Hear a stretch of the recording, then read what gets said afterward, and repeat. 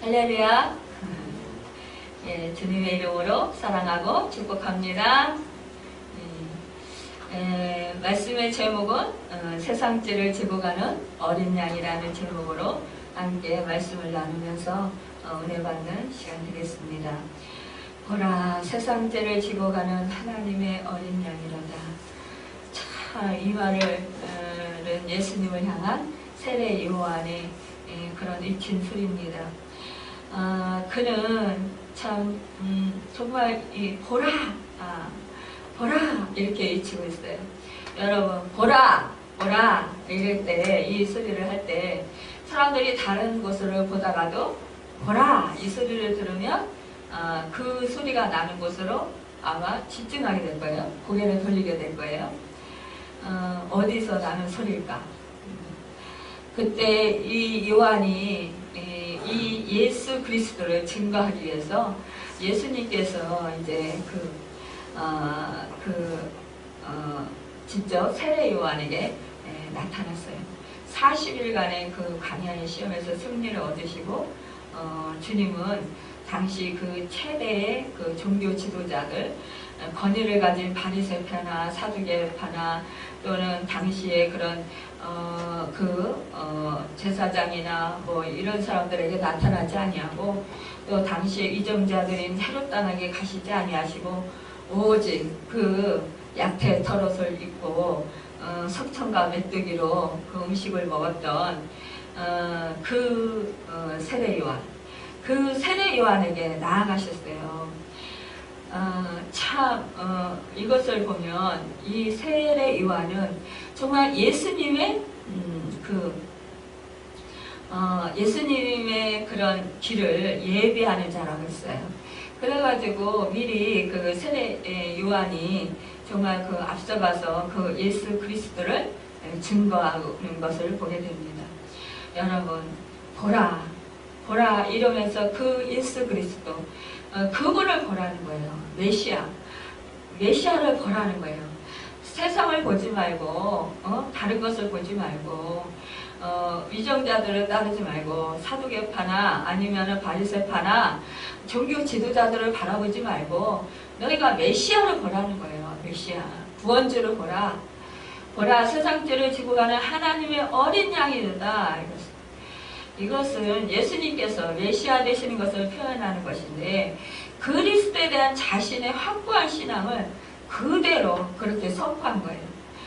그리고 예수님을 가리켜 메시아를 가리켜서 세상죄를 지고 가는 어린 양이라고, 그렇게 그는 그 구약에 그 말씀하신 그 것들을 이제 확실하게 증거하는 것을 보게 했어요. 그러니까 이 구약의 그 메시아가 오셨다.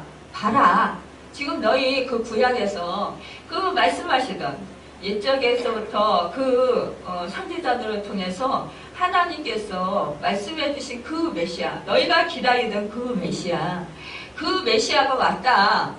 그러니까 너희 메시아를 봐라. 메시아에게로 주목하라. 라는 거예요. 우리가 너무나도 잘 아는 말씀, 이사야서 53장 4절에 보면, 그의 실로 우리의 질고를 지고 우리의 슬픔을 당하였거늘 우리는 생각하기를 그는 징벌을 받아서 하나님에게 맞으며 고난을 당한다 하였느니라. 그가 찔림은 우리의 허물을 인하며 그가 상함 우리의 죄악을 인함이라. 그가 징계를 받으고 우리가 평화를 이루고 그가 채찍에 맞음으로 우리가 나음을 입었도다. 여러분, 이 말씀처럼 세상죄를 지고 가는 하나님의 어린 양이라는 거예요. 이것이 바로 예수님의 정체라는 것입니다. 여기에 말한 세상이라는 것은 인류 전체를 가리키는 거예요. 그렇기 때문에 세상죄를 지고 가신다라는 말은 즉 전 인류의 그 죄를 지시고 가신다는 뜻입니다. 여러분, 하나님의 어린 양, 이 말은 구약시대를 배경으로 해서 하는 말입니다. 구약시대의 어린 양은 희생의 제물로 하나님 앞에 드려졌어요. 출애굽기 29장 38절에 39절에서 보면, 내가 단위에 드릴 것은 이러하니라. 매일 1년 된 어린 양 2마리니 한 어린 양은 아침에 드리고 한 어린 양은 저녁에 드릴지며 라고 했어요. 또 출애굽기 29장 42절에 보면 이는 너희가 대대로 여호와 회막문에서 늘 드릴 번제라. 내가 거기서 너희와 만나고 내게 말하리라 했어요. 이 제물인 어린 양은 매일 아침과 저녁으로 드리는 번제물로 사용이 되었다라는 거예요. 이 번제는 온전히 그 사람의 죄를 대신해서 헌신했다는 거예요. 자기의 목숨을 아끼지 아니하고 내어주었다라는 것입니다. 그와 같이 우리 예수님께서 우리의 인류의 모든 영혼의 죄를 사해 주시기 위해서 피 흘려 몸 버려 아낌없이 내어주셔서 죽으셨다라는 거예요. 제물이 되어주셨다라는 것입니다. 또 출애굽기 12장 3절에서 7절에 보면 어린 양을 잡아서 그 피를 문선주와 임방에 발라 이스라엘 백성의 애굽의 장자를 죽이는 재앙에서 면한 사실이 나와요. 이 어린 양을 6월절 어린 양이라고 했어요. 그러니까 그 애굽에서 종살이 하다가 그 하나님께 부르짖는 그 소리를 인해서 하나님이 그 400년 동안 그 백성들이 너무나 안타까운 거죠. 그 부르짖는 소리를 듣고 그 백성들을 구출해 주셨어요. 모세를 통해서. 그리고 나서 그럴 때에 이 10가지 재앙을 통해서 이들을 구출하게 됐는데 마지막 재앙인 그 장자의 죽음이 있었단 말입니다. 그런데 이때에 그 하나님께서 말씀해 주셔요. 어린 양을 잡아서 문설주에 발은 지금 그 재앙이 그 장자가 죽는 그러니까 사람의 장자뿐만이 아니라 가축에 제일 먼저 그 첫태생 태어난 것도 죽임을 당하는 거예요. 종도 이제 제일 먼저 태어난 그 장남이 죽게 된다는 거예요. 종이나 뭐 권세자나 할 것 없이요. 그러니까 그 재앙이 그 문 임방에 그 양에 그 피가 묻혀 있는 집은 그냥 넘어간다라는 거예요. 재앙이 임하지 않는다라는 거예요. 그래서 장자가 죽지 않는다라는 것입니다.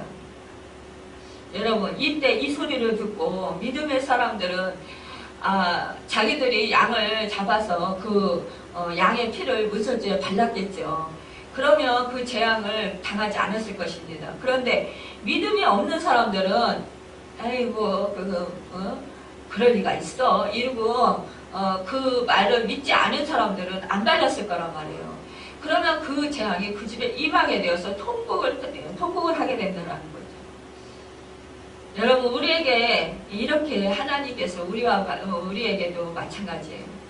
우리에게 말씀을 주셨고 성령을 보내주셔서 예수 그리스도가 구세주인 것을 우리가 알게 했었어요. 그래서 우리를 하여금 믿게 하셨어요. 우리는 믿어서 정말 예수 그리스도의 십자가 보혈의 피가 우리를 모든 재앙에서 넘어가게 하셨고, 또한 우리의 모든 죄와 허물을 사함받게 하셨어요. 또한 우리의 모든 질병도 다 해결해 주셨습니다. 우리의 재난과 우리의 환난과 우리의 고통도 우리 주님이 다 감당해 주셨다는 거예요. 이것을 믿는 자는 구원을 얻는다라는 거예요. 그런데 믿지 않는 자는 그대로 자기가 당해야 된다는 것입니다. 여러분, 레위기 4장 32절에서 35절 사이에 보면 어린 양을 잡아서 속죄물을 바치며 범죄한 자가 죄에서 사함을 받았어요. 또 이사야서 53장 7절에는 장차 고난당하실 예수님을 고난의 어린 양으로 예표해주고 있어요. 이렇듯이 그 구약의 어린 양은 죄인을 대신하는 고난의 어린 양, 또 희생의 어린 양, 또 제물로서의 어린 양, 하나님을 기쁘시게 하는 어린 양으로 나와 있어요. 그래서 이 세례 요한이 이 예수님을 가리켜서 세상 지구를 재고 가는 하나님의 어린 양이라고 한 거예요. 그러면서 이것이 바로 예수님의 사명에 대해서 표현한 것이라는 것입니다. 참으로 예수님은 세상 죄를 지고 가신 하나님의 어린 양이었어요. 구약에서 있어서 6월절의 어린 양이든 아사살의 양이든 속죄의 양이든 모두 사람이 준비한 양이에요. 그러나 예수 그리스도는 사람이 준비한 양이 아니라 하나님이 직접 준비하신 어린 양이라는 거예요. 하나님이 준비하셨기 때문에 완전하신 준비를 하신 거예요.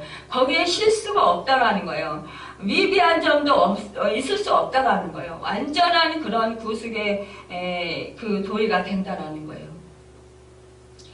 그곳에는 부족함이 없고 실수가 없고 착오가 없고 온전하신 것이 하나님이 하시는 일인데, 예수 그리스도가 그 하나님께서 그 모든 사람의 인류의 죄를 감당하기에 조금도 부족함이 없다라는 것입니다. 우리 예수 그리스도, 그분은 메시아인데 그분은 하나님이시고 하나님의 아들이시기 때문에 죄도 없고 흠도 없으신 분이라는 거예요. 제물은 완전한 죄가 없는 분이 해야 된다는 거예요.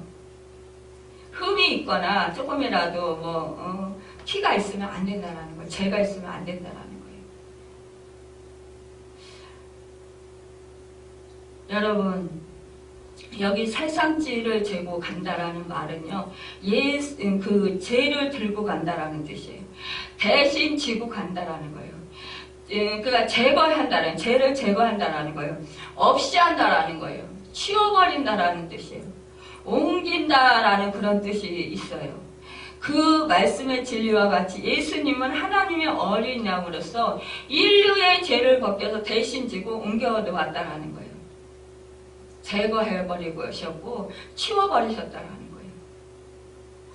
우리 인류의 죄를 대신 걸머지고 십자가상에서 속죄 희생의 제물로 보혈을 흘려주셔서 하나님이 인간의 죄를 동이 서에서 먼 것 같이 그렇게 죄를 옮겨주셨다는 거예요. 그 법을 세워주셨다는 거예요. 이 법은 하나님의 공의와 사랑을 조화시킨 법이라는 거예요. 그렇기 때문에 누구든지 세상 죄를 지고 가신 하나님의 어린 양 예수님을 구주로 나의 대속의 주로 영접하는 자는 어느 시대든 어느 민족이든 어느 개인이든 간에 어떠한 사람이든 간에 하나님께서 그 사람의 죄를 과거를 묻지 않는다는 거예요. 다 제거해 주시고 옮겨 주신다는 거예요. 없이 해 주신다는 거예요. 로마서 3장 23절 24절에 보면 모든 사람이 죄를 범하였음에 하나님의 영광에 이르지 못하였으니 그리스도 예수에게 있는 부속으로 말미암아 하나님의 은혜로 값없이 의롭다 하심을 얻은 자 되었느니라. 이렇게 말씀하고 있습니다. 예수님께서 세상 죄를 지시고 어린 양같이 십자가상에서 희생이 되셨기 때문에 그 사건으로 말미암아 인간의 가장 크고 중대한 여러 가지 문제들이 해결되게 되었다. 우리가 너무나도 잘 아는 죄의 문제가 해결됐다는 거예요. 우리 인간은 태어날 때부터 가지고 나오는 원죄가 있잖아요. 아담의 후손이기 때문에 원죄를 가지고 있어요. 또 마음으로 짓는 죄가 있고 또 우리가 그 행동으로 짓는 죄가 있어요. 우리 인간의 성품은 본래 부패되어 있기 때문에 죄를 안 지으려고 애를 쓰지만 그러나 죄를 짓지 않을 수가 없다라는 것이에요. 참으로 우리가 얼마나 죄 때문에 괴로워합니까? 양심의 가책을 가지고. 그래서 이 죄를 정말 없애려고 애써보고 힘써보고 정말 회개하고 그러면서 우리가 그냥 발버둥 치지만 그러나 그 죄를 또 짓고 또 돌아서서 또 짓고 그러면서 또 우리가 양심의 가책을 느끼면서 또 회개하고 또 하나님께 또 탄식하고 우리가 그러잖아요. 우리 인간은 이렇게 참 우리 자신이 죄의 문제를 해결할 수 없어요. 어떤 사람들은 자기가 죄가 있기 때문에 죄를 완전히 다 이제 없이 하고 그렇게 하고 깨끗한 모습으로 주님께로 나오겠다 그런 분도 있어요. 전도하다 보면은 어떤 사람들은 자기가 죄가 없다고 이렇게 하는 사람이 있는가 반면에 그래서 자기는 교회에 갈 필요가 없다 이렇게 말씀하시는 분도 있어요. 나는 버거스도 산다고 그랬어. 나는 착한 사람이라 나는 선행을 많이 했기 때문에 교회에 갈 수가 없어 이렇게 말하는 사람이 있는가 하면 또 어떤 사람들은 내가 너무 죄가 많아서 내가 죄의 문제를 죄를 좀 없이 한 다음에 좀 깨끗하게 한 다음에 나가겠다고 이러는 사람들이 있어요. 그런데 우리가 아무리 선행을 많이 하고 좋은 일을 많이 해도 착한 일을 많이 해도 우리가 죄인이잖아요. 또 죄를 없이 한다라는 거 그거는 너무나 교만한 생각이라는 거예요. 우리가 무슨 어떻게 해서 그 죄를 없이 하겠어요. 선행을 아무리 많이 한다 해도 우리가 그 순간순간 그 마음속으로 짓는 죄며 또 우리가 순간순간 행동으로 죄를 짓는가 하면 이거는 이루 말할 수가 없다는 거예요. 오직 저먹고 혐없으신 우리 주 예수 그리스도께서 십자가의 보혈을 피 흘려서 죽으시고 부활하시고 승천하셔서 우리에게 성령을 보내주셔서 우리로 하여금 새 생명을 주신 것을 우리가 믿고 믿을 때에 우리가 죄사함을 받는 거잖아요. 또 예수 그리스도의 의로 우리가 의롭게 되는 거잖아요. 우리가 의로워서 의롭게 되는 게 아니라 예수 그리스도의 의로 의롭게 되는 것입니다. 예수 그리스도를 믿을 때 또한 우리가 죄의 문제가 예수 그리스도의 그 십자가 보혈의 피로 씻음을 받는 거예요. 그렇기 때문에 우리가 기독교가 사람들로부터 참 독선적이다. 또 너무 그냥 자기들밖에 모른다 막 이렇게 다른 종교도 다 같은 종교인데 어떻게 기독교만 무슨 천국을 가고 예수를 믿어야만 천국을 갈 수 있느냐 이러면서 뭐 막 그냥 독설을 퍼붓는 사람들도 있어요. 그런데 예수 그리스도를 믿어야만이 구원을 얻고 죄사함을 받고 생명을 얻기 때문에 그거는 어쩔 수 없는 거라잖아요. 그게 진리인데도 이렇게 사람들은 모릅니다. 이럴 때 참으로 안타까워요. 우리가 그래서 더 예수 믿는 사람들이 전도하다가 핍박을 받고 그래서 더 정말 그 많은 사람들에게 비난을 당하기도 하고 그래서 또 불이익을 많이 당하기도 합니다. 그렇지만 우리는 그것에 타협할 수 없잖아요. 우리는 그렇다고 해서 뭐 복음 전하는 것을 우리가 하지 않을 수는 없잖아요. 우리가 정말 옳은 것은 옳다, 아닌 것은 아니다라고 우리가 확실하게 말할 수 있어야 합니다. 아무리 정말 나에게 어떠한 박해와 어떠한 비난이 말이 떨어진다 할지라도 우리는 그 진리를 말할 수밖에 없어요. 우리는 정말 순수한 그 복음, 예수 그리스도의 십자가 보혈, 그 부활의 그 능력, 그 말씀들을 전할 수밖에 없는 것입니다. 보라, 세상 죄를 지고 가는 하나님의 어린 양이라고도 했는데 여기 세상 죄를 지고 간다는 말은 온 세계의 죄를 지고 간다는 것을 뜻하고요. 이스라엘뿐만이 아니라 모든 이방 사람들도 다 예수를 믿으면 구원을 얻는다고 했습니다. 우리도 이방 사람들이잖아요. 그런데 우리가 이렇게 구원의 문이 열려서 우리에게 정말 예수를 믿게 하고 우리가 또 이렇게 구원을 얻었어요. 참으로 이것은 우리가 참 그 예수 그리스도께서 인류의 그 죄를 대신 감당해서 희생제물에 되어서 어린 양이 될 뿐만 아니라 또한 그 예수 그리스도께서 그 여자의 그 모든 사람들에게 정말 그 예수님께서 문제를 해결해 주시는 그 능력도 또한 열어놓으셨어요. 인간의 많은 고난의 문제는 죄의 원인 없이 오는 경우도 참 많아요. 사람들은 우리가 믿음 생활을 하다가 고난을 당하면 저기 믿음이 없어서 그래, 아니면은 죄를 져서 그래, 회개해, 이렇게 말씀들 많이 하시는데 사실상 우리가 믿음 생활하면서 그런 말 때문에 또한 우리가 시험에 들 때가 있어요. 우리가 욥이 당한 고난을 볼 수가 있습니다. 욥이 당대의 의인이라고 했어요. 여러분, 욥이 그가 그 하나님 앞에 죄를 져서 그가 사단에게 시험을 당한 게 아니잖아요. 그가 많은 그 재물을 다, 재산을 다 한꺼번에 잃어버리고 정말 자기의 그 많은 자식들을 다 한꺼번에 잃어버리는, 또 자기의 몸이 악창이 나는 그런 고난을 당하는데 그 모든 것은 사실은 하나님께서 욥을 자랑하셨기 때문이에요. 그 그만큼 욥이 정직했고 그만큼 하나님 마음에 흡족한 사람이었다라는 거예요. 그만큼 하나님께서는 그를 정말 기뻐하셨다라는 것입니다. 여러분, 우리가 이렇게 하나님께 기쁨의 사람이 됐을지라도 우리도 또한 고난을 당할 수 있어요. 믿음을 지키다가 당할 수가 있어요. 요셉이 당한 고난도 또한 마찬가지입니다. 그가 잘못을 해서 그가 고난을 당한 것은 아니었어요. 그의 형제들의 시기와 질투로 인해서 그가 종으로 하루아침에 팔려가게 되었고 결국은 그가 감옥에 가게 된 그런 보디발의 아내의 그런 추파로 인해서 정말 어이없게도 그가 정직하게 지키다가 그 감옥에 가는 그런 고난을 당했어요. 그렇지만 그것은 하나님의 섭리 가운데 그 고난을 허락하셨던 거예요.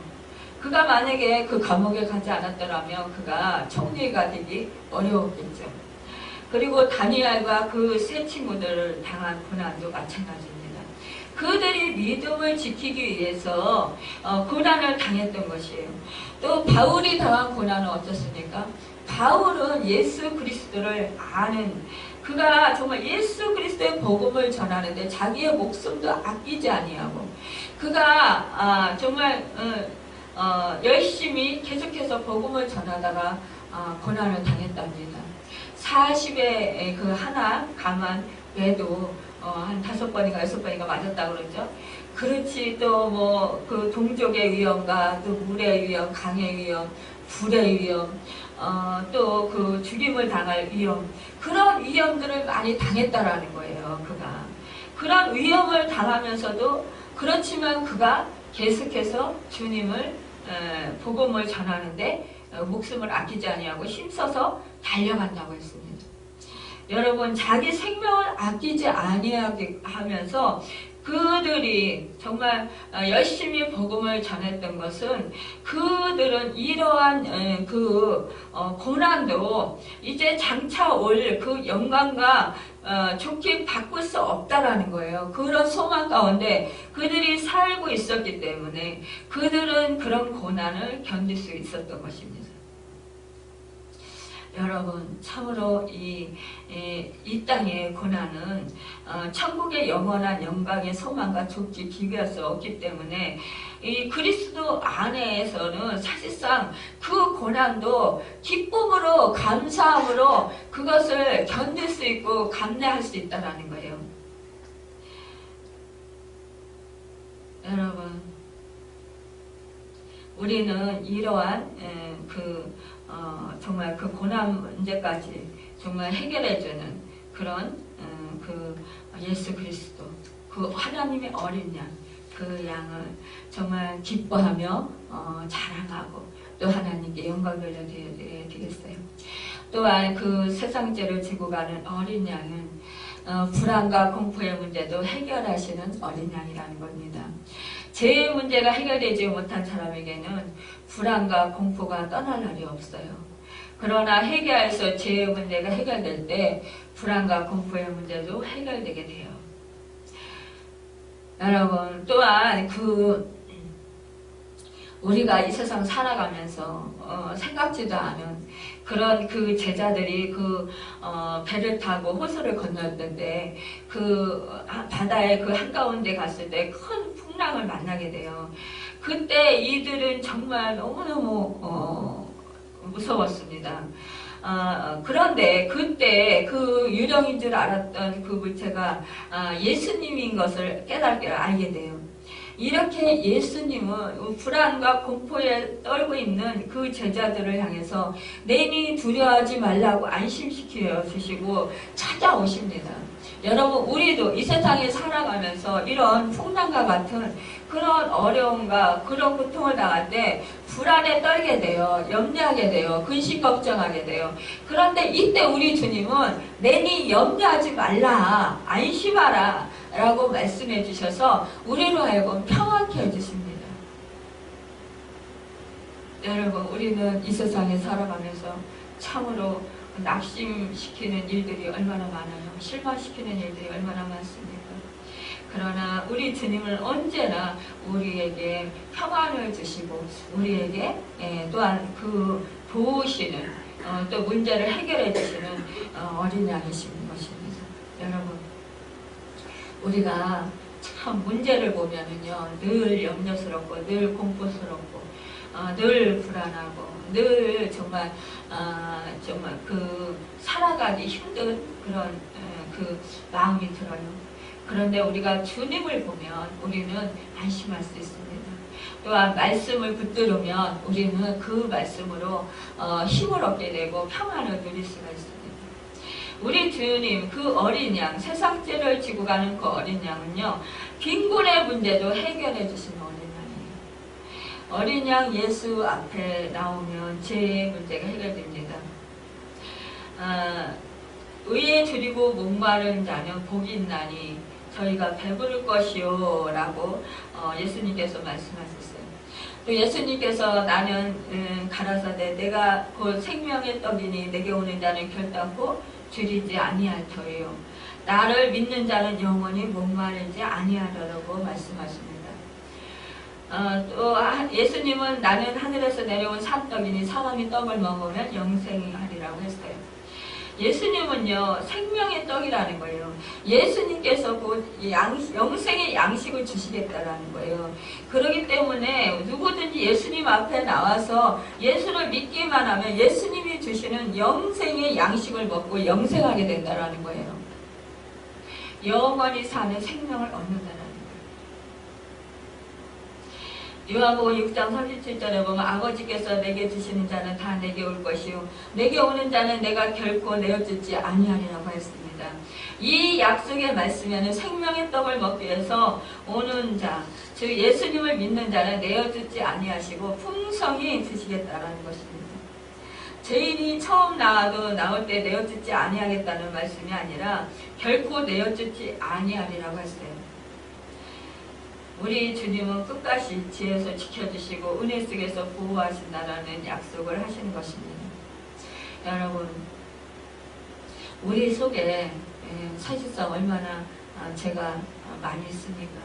그런데 우리는 정말 고린도전서 10장 13절에 말씀하신 것처럼 사람이 감당할 시험밖에는 너희에게 당한 것이 없나니 오직 하나님을 믿고사 너희가 감당치 못할 시험 당함을 허락지 않으시고 시험 당할 즈음에 또한 피할 길을 내사 너희로 능히 감당케 하시느니라 했어요. 저는 이 말씀을 붙들을 때요 정말 힘이 돼요.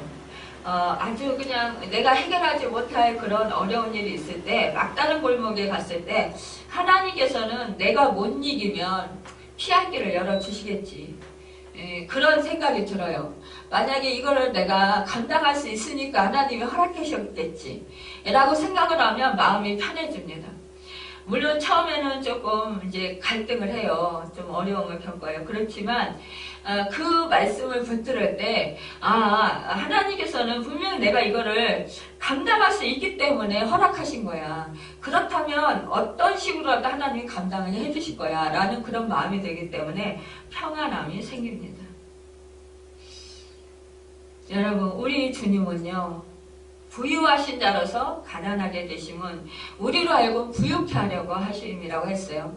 여러분, 우리에게요 영생의 복을 주시되 정말 더 많이 주시기를 원하신다라는 거예요. 우리에게 풍성케 해주시기를 원하신다라는 거예요. 여러분, 또한 생의 허탈함 그런 문제도 해결해 주십니다. 우리 주님은요 마음이 상한 것도 또 위로해 주시는 어린 양이십니다. 여러분, 우리가 살아가면서 참으로 그런 사람을 잃어버릴 때도 있어요. 내가 사랑하는 사람을 한순간에 잊어버리는, 정말 잃어버리는, 먼저 우리가 나이가 많다고 해서 먼저 가는 것도 아니고 나이가 적다고 해서 늦게 가는 것도 아니에요. 우리는 때를 몰라요. 나하고 갑자기 내가 사랑하는 사람과 함께 살았는데 갑자기 하루아침에 부모를 잃고 하루아침에 또 형제를 잃고 하루아침에 정말 남편과 아내를 잃을 때 그 세상이 무너지는 것 같은 그런 아픔, 그런 고통은 이루 말할 수 없을 거예요. 그 마르다와 마리아가 정말 오빠 오라비 나사로가 죽었을 때, 그때 이들은 정말 전심을 다해서 사람을 보내서 예수님을 속히 오시라고 그렇게 전가를 보냈어요. 그런데 우리 주님이 오시지 않았습니다. 이때 얼마나 이들이 절망했겠어요. 오라비가 죽었을 때. 아마 한편으로는 예수님은 원망했을 것입니다. 그렇지만 하나님의 뜻을 이루시기 위해서 우리 주님께서는 오히려 나를 더 늦추셨어요. 그래서 오히려 죽은 지 나흘이 지난 뒤에 가셨단 말입니다. 그때 이미 시체가 썩어서 문드러졌을 때, 그때 이제 살 가망이 전혀 없는 상황 가운데 그때 가셔서 우리 주님이 그 나사로가 죽어서 돌문을 사람들에게 옮겨놓으라 하시고 나사로야 나오라 했을 때 이 죽은 나사로가 살아서 나오는 놀라운 역사를 이루게 하셨어요. 이것은 하나님이 모든 생명의 주인이심을 증거하시고 하나님은 능치 못하는 일이 없으신 분이라는 것을 만민에게 보여주시기 위해서 그 사건을 일으키신 것이에요. 여러분, 우리가 지금 정말 어떠한 문제, 이제 끝났다고 하는 문제, 그런 문제가 있어서 정말 허탈과 좌절함에 빠지게 된다 할지라도 우리가 그 문제를 해결하러 오신, 이 땅에 오신 우리 주님을 믿을 때 우리는 주님의 놀라우신 은혜들을 누리게 된다는 것입니다. 내가 생각지 못했던 방법으로 하나님께서는 역사해 주신다는 거예요. 또 승리자 되신 어린 양 예수 그리스도입니다. 사도 요한은 계시록에서 무려 29번이나 하나님의 어린 양을 말했어요. 죽임을 당하신 하나님의 어린 양은 하늘 보좌에 네 생물과 장로들 가운데 서 있었습니다. 그는 오른손에 작은 책을 가졌어요. 그는 능력과 부와 지혜와 힘과 존귀한 찬송이 있다고 했습니다. 그 어린 양은 7인을 떼는 권세가 있었습니다. 그 어린 양은 14만 4천인과 함께 시온산에 서 있었어요. 여러분, 어린 양은요, 짐승과 또 우상에게 경배하고 이마에나 손에 표를 받은 악인들을 심판한다고 했습니다. 여러분, 그는 승리한 성도들의 신랑으로 혼인잔치의 주인이 된다고 하였어요. 그는 환난 중에도 그의 신부를 새 예루살렘에서 보호했다고 했습니다. 여러분, 이것은 승리하신 하나님의 어린 양을 보여주고 있어요. 심판하시는 어린 양, 통치하시는 어린 양, 신랑이신 어린 양을 보여주고 있습니다. 여러분, 나의 신랑 되시는 예수 그리스도, 그분을 생각해 보십시오. 제가 예전에 이제 저희 동기생 목사님과 함께 사역을 했을 때가 있었어요. 그때 그 목사님 시동생이 이렇게 정신 좀 약간 이상자였었어요. 그래가지고 그분을 이제 치유 사역하러 이제 같이 한 적이 있는데, 사역을 한 적이 있는데, 제가 어느 날 그 사역을 하면서 꿈을 꾸니까 높은 산이 있는데요. 그 목사님과 제가 그 하얀 드레스를 입고 그 높은 산을 올라갔다 내려오더라고요. 그런데 놀랍게도요, 그분이 그 치유가 되면서 정말 아주 좋으신 그런 상황으로 바뀌었던 적이 있습니다. 여러분, 이렇게 우리는 그 하나님의 어린 양의 신랑 되시는 그 어린 양으로 보여준다는 거예요. 우리는 신부라는 것입니다. 여러분, 그 신부가 얼마나 좋습니까? 우리는 나 자신이 그 주님의 신부라는, 어린 양의 신부라는 그 생각을 할 때 얼마나 기쁩니까?